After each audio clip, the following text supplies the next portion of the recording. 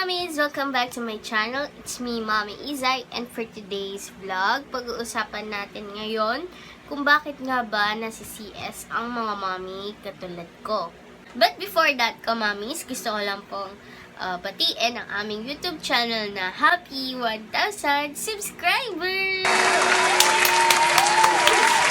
So, yun po, mami, sobrang nakakatuwa kasi na-reach na namin yung 1,000 milestone ni YouTube. At thank you po talaga sa mga sumusuporta at naniniwala sa amin, kung meron man. At yun po, thank you Lord talaga, always, and God bless us all. So, wala nang paligoy-ligoy pa, let's get started!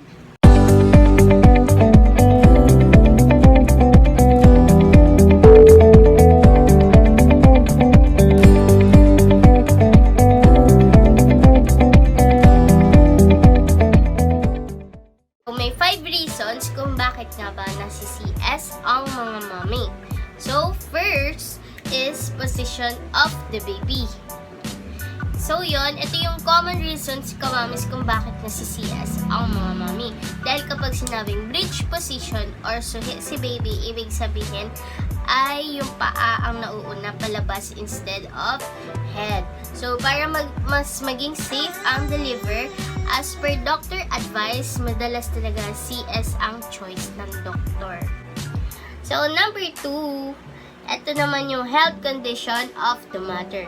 Ito yung pinaka-importante kasi the ways of having a normal delivery is to have a healthy lifestyle. So, madalas kasi unhealthy si mommy. Nauuwi talaga siya sa CS delivery. So, for example, mommies, obese or overweight, mataas ang blood pressure, high blood, or may hypertension, or pre-eclampsia, talagang advice ng OB or doctor is CS delivery talaga.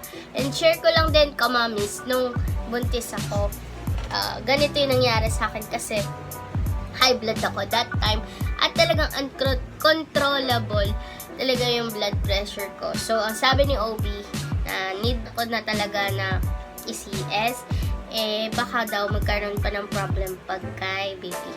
So, nauwi ako sa CS, mommies, but my baby is okay and he is really healthy nung pinanganak ko siya. So, number 3, health condition naman po ng baby nyo. So, very important na talaga nagpapa-check up tayo, mommies, para i-check si baby. Para na monitor po natin siya, makikita natin yung mga status or of our pregnancy and our baby. So, it's very important talaga to take care of yourself kasi para talagang si baby maging healthy inside your tummy. Number 4, prolonged labor. So, hindi ko pa man to na-experience, mommies, but as I research, nangyayari ito kapag malapit na kayong mga anak. Tapos, ibig sabihin, sobrang haba na ng time ni mommy umire, nagle-labor.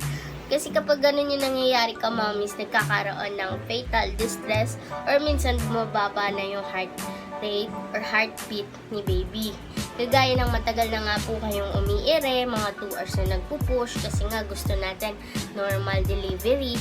Sometimes, nagde-decide na talaga ang OB natin or yung doctor natin na kailangan na kayong i-CS. So, si baby bumababa na yung heartbeat at kailangan niya na talagang ilabas. So, number 5, cesarean by choice. So, may option naman tayo mommies kung gusto niyo naman talagang mga anak through CS delivery. So, ikaw pa rin magde-decide kung anong gusto mo, mommies, from the start of your pregnancy and from giving birth.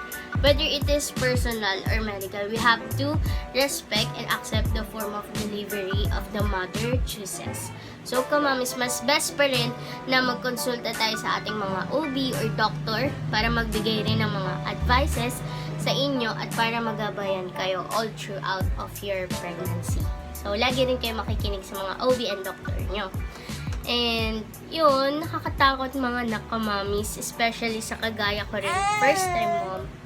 Pero I must say that giving birth, whether naturally or cesarean, is life-changing talaga, mommies. So, huwag kayong matakot. Instead, be strong at talagang gagabayan tayo ni God. So, just pray and have faith na talagang magiging okay na rin ang lahat. So, kamamis, I hope na nakatulong po itong video ko na ito sa mga soon-to-be mom. And that's all for today, kamamis. So, thank you so much for watching this video and thank you for supporting this channel, and make sure to like and subscribe para ma-notify ka sa iba't ibang tips na ibibigay ko pa sa inyo. So, see you in my next vlog. God bless you! Bye-bye!